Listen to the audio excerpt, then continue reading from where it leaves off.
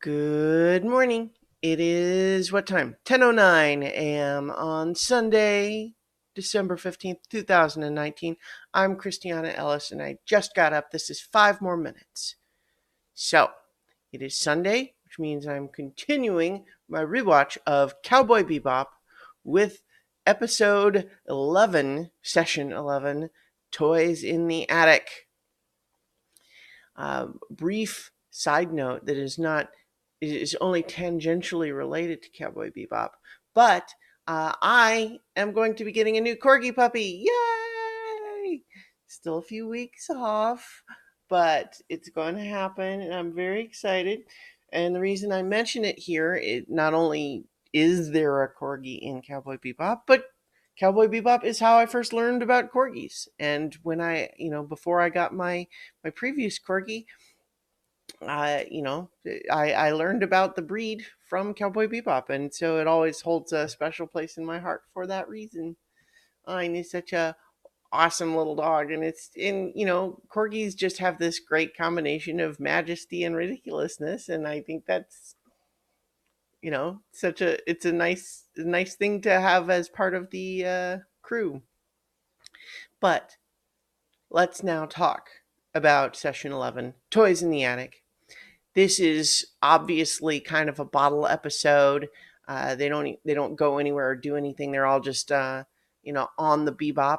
They're between jobs, and it's a pretty silly episode, but also kind of scary. But it's silly also that it's scary when we kind of know that the stakes are not probably really super high because it's just this episode of the week sort of thing. But it's just got some really lovely stuff in it that I'm very pleased with rewatching.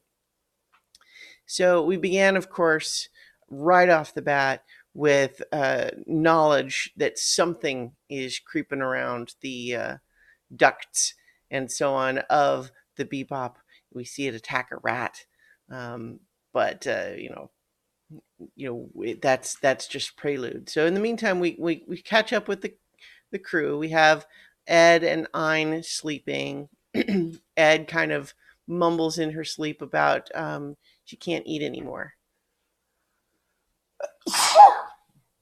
Goodness, excuse me. She can't eat anymore, which, given that the crew is kind of mumbling that they're hungry, maybe is she's just dreaming of food, right? Which, of course, comes back into play later. But in the meantime, we have Jet and Faye gambling, and it's clear that Faye has been just taking Jet to the cleaners, has won everything off of him. He's literally down to his underwear. And I love how seriously the two of them are taking it. And she's just, we recall that she briefly worked as, a dealer at a casino. But, she's just, they're deadly serious stakes. Odds or evens? Evens, are you sure? Odds? Is that really what you really want?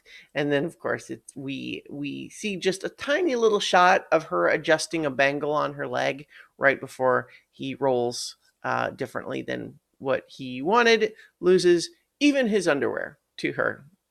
And then, of course, Spike is cooking kebabs with a flamethrower, which we see him not enjoy the end result.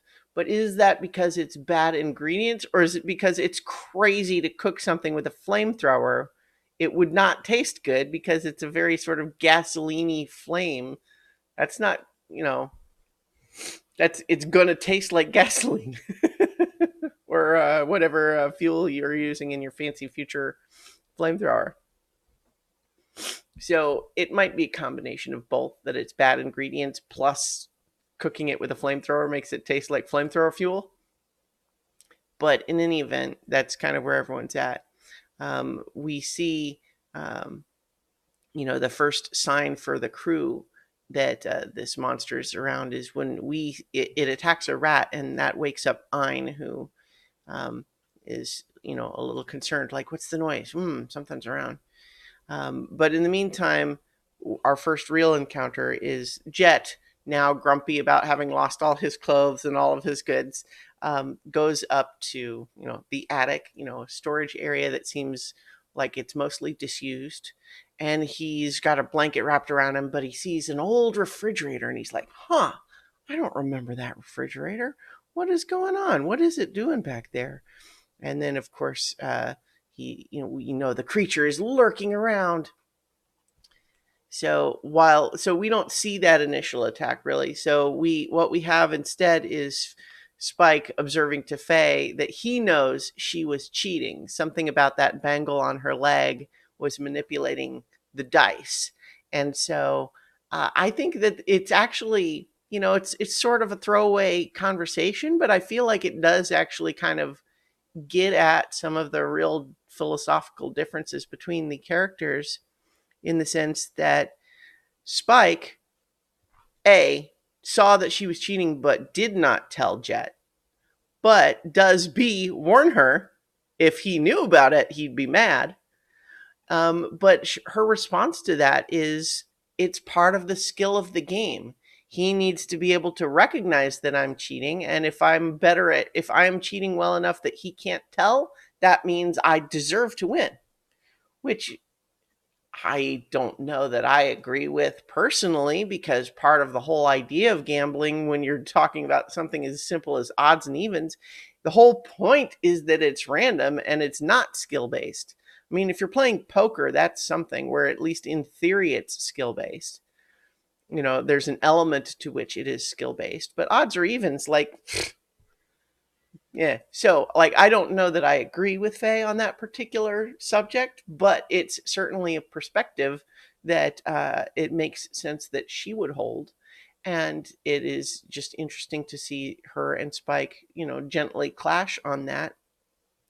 Because, of course, he's trying to say, okay, well, if you cheated, at least, maybe you just at least give him his clothes back. And again, she kind of doubles down on, is like, I'll rent them to him. Because, her perspective here is like, I'm not here to be fair.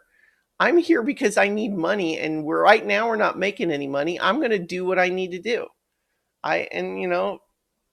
Maybe she's kind of joking. Obviously, I think we don't see any long-term effects come from this, but it's interesting just to have them have that conversation where, he notices but doesn't say anything. Whereas she doubles down on justifying it, doesn't make any, doesn't, it's not about excuses. She's not trying to say, oh, well, I guess I didn't realize, or, oh, well, maybe no, she's just like, no, yeah, it's part of the skill of the game. And I'm not giving his stuff back. I think that's interesting. But of course, that's where, we hear the alarm. Jet has been attacked. Something bit him. They see a rat, so they think that maybe that was it. Jet's trying to say, no, it's not a rat.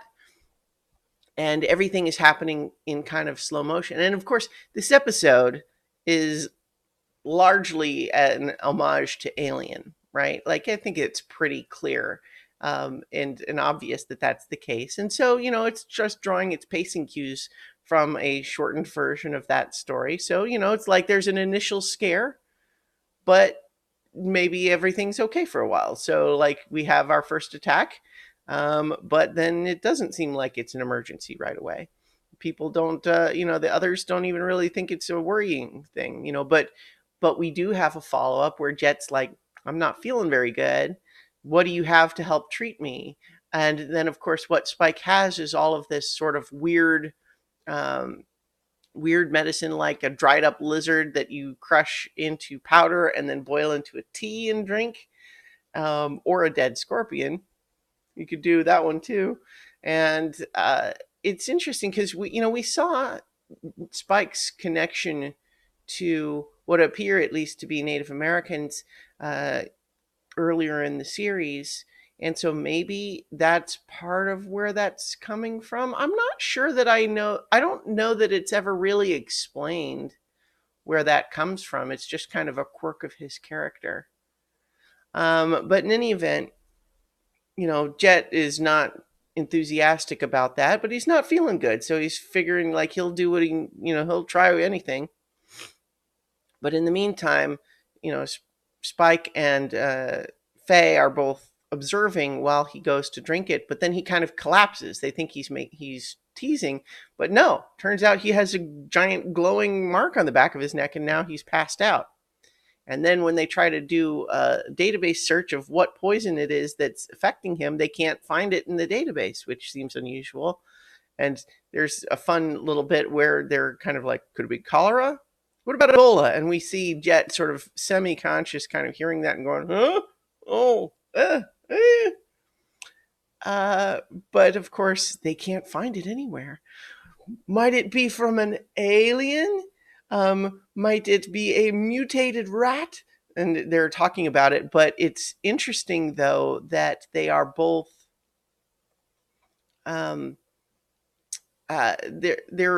they're all kind of like, at this point it's obviously more serious, right? Like Faye is less inclined to be overly concerned about Jet, but at the very least she acknowledges, oh well, yeah, it was clearly something, although she is not enthusiastic about Ed's theory of an alien or Spike's mutated rat theory.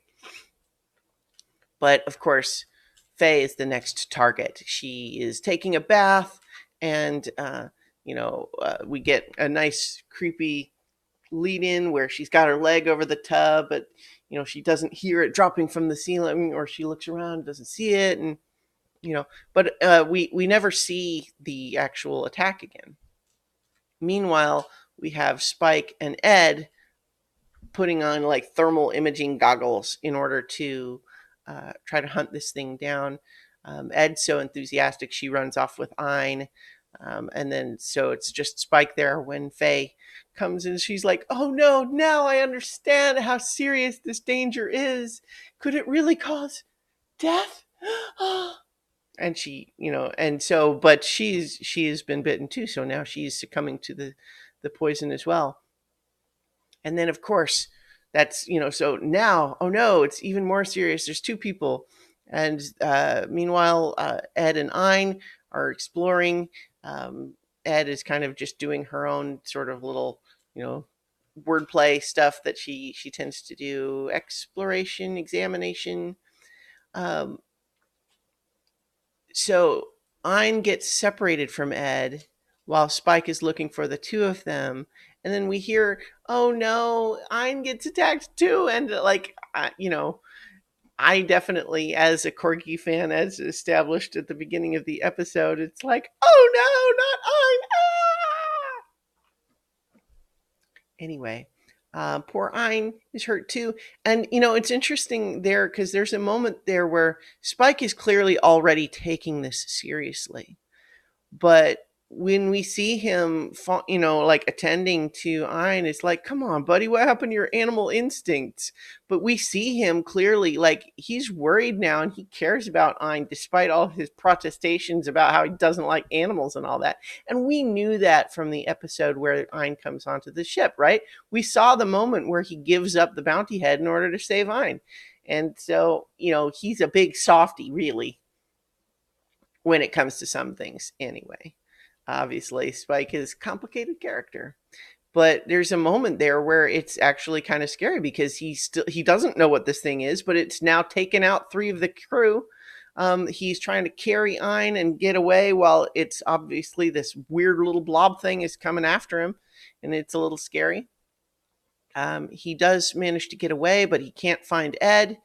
So this is where serious business now. So we get the whole cliche, commando style montage of gearing up, chung, chung, chung, got a big net cannon and a flamethrower and gas grenades and a rapier that is apparently also his shish kebab skewer. And it's, we get the hunt where we get a little action sequence of him trying to hunt down this thing. And it's very nice and creepy. It's a very effective atmosphere in the episode, especially for a half-hour cartoon. And, we have him having to just use all of his stuff and just none of it's doing any good. It's chaotic. Eventually, he's down to the flamethrower. And the flamethrower finally manages to catch the thing, and he has to spray it a couple of times before it stops moving. And at that point, epiphany, it smells familiar when he cooks it. And so now we learn a year ago, he got a hold of a rare Ganymede rock lobster, and he hid it in the fridge in the back of the storage area in the attic so nobody else would eat it. But then he forgot, and it's been in there for a whole year.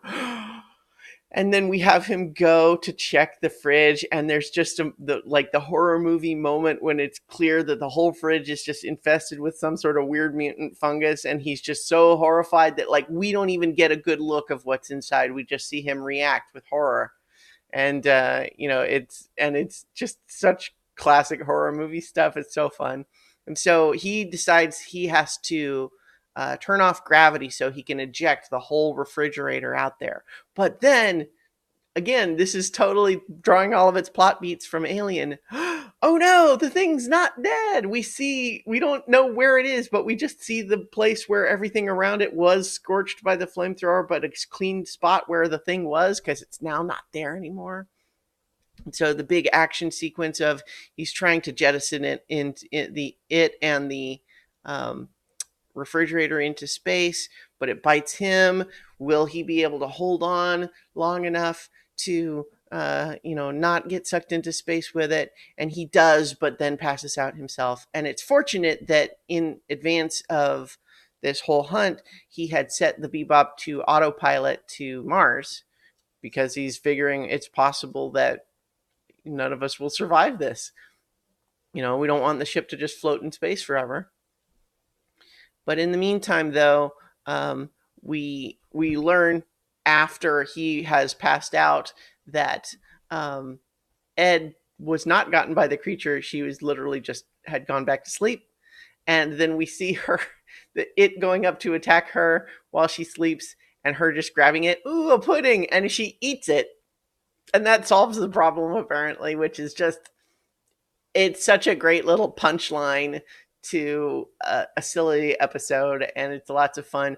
But of course, the coda, so does, the coda of this episode, the glorious little final imagery is we see this partially open refrigerator twirling as it drifts off into space, leaving this little spiral pattern of these glittery rainbow spores. Meanwhile, everyone on the ship has lost gravity because Spike turned it off to get the refrigerator out.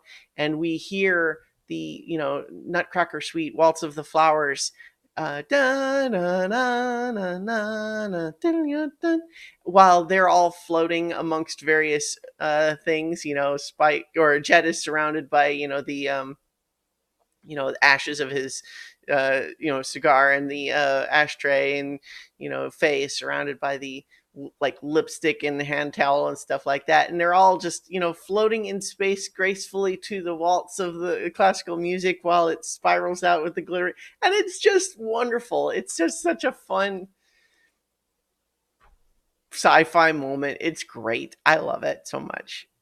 And so it's just a fun, silly little episode. There's not all that much to it. Let's briefly, though, talk about the lessons, because one of the conceits of the episode is that as we sort of catch up with each character, we have a little bit of a voiceover from each of them with their own respective life lesson thing, something that sums up their philosophy. So the first one, lesson 1, comes from Jet, and he says, humans were meant to work and sweat to earn a living. Those that try to get rich quick or live at the expense of others all get divine retribution somewhere along the line. That's the lesson. Unfortunately, we quickly forget the lessons we've learned, and then we have to learn them all over again. And so that's interesting because on the one hand, we can look and say, those who try to get rich quick, Jet's gambling, and it doesn't go well, right? But it also suggests that those who live at the expense of others might be kind of what Faye's doing, and suggesting she's got some divine retribution ahead of her. And so at least that's his own philosophy of it. But, he accepts his own failings in that regard. Meanwhile, lesson 2 comes from Faye. She says, survival of the fittest is the laws of nature. We deceive or we are deceived. Thus we flourish or perish. Nothing good ever happened to me when I trusted others. That is the lesson. And that's interesting too, because we haven't really gotten Faye's backstory yet. We know she's deeply in debt. We know she needs money. She's obviously got some skills here. But when she talks about nothing good ever happened to me when I trusted others, that speaks to some past pain, right? She was victimized at some point in some way. But also it suggests, like, she is living with the Bebop crew. Does she trust them? What does that mean? Well, we're going to get a little bit more on that in the next episode. Meanwhile, lesson 3 is from Ed, who just says, lesson. If you see a stranger, follow him. Which I feel like evokes something along the lines of like the classic Buddhism thing of like, if you meet the Buddha on the road, kill him. It kind of evokes that in its phrasing. I don't know if it really comes from something else too, but it just kind of Ed's sort of curious, non-judgmental nature is just like, oh, that's interesting. I'm going to check that out. I think, it's pretty simple. It's all kind of deceptively simple, honestly. But lesson 4 from Spike. Lesson 4, and what was the real lesson? Don't leave things in the fridge. I'm kind of surprised that we didn't get a lesson from Ein where it would have been just like barking or something. It just seems like a joke that would have been, like that would have fit. Lesson 4, bark, bark, bark, bark, bark. I would have believed that. But that's where we leave it. So next week, we're going to talk about session 12, which is Jupiter Jazz Part 1. It's part of a 2-parter, which gets back into sort of season arc plot a little bit, advances some of that stuff, ties back into Spike's backstory some more. And, we'll see how that goes. As I recall, the 2-parter Jupiter Jazz is simultaneously it's got some really great stuff in it, but also it's got some stuff that's a little bit hasn't aged well. We've talked earlier about how there's a few things in this series that haven't aged well. And we're going to talk about that. And I think it's fair to acknowledge those things, even as we can also say, well, these were product of their time, and talk about exactly what we would do differently if we were going to try to tell this story today and not be like that. So in the meantime, we're going to leave it there, and I'll talk to you all tomorrow for 5 more minutes.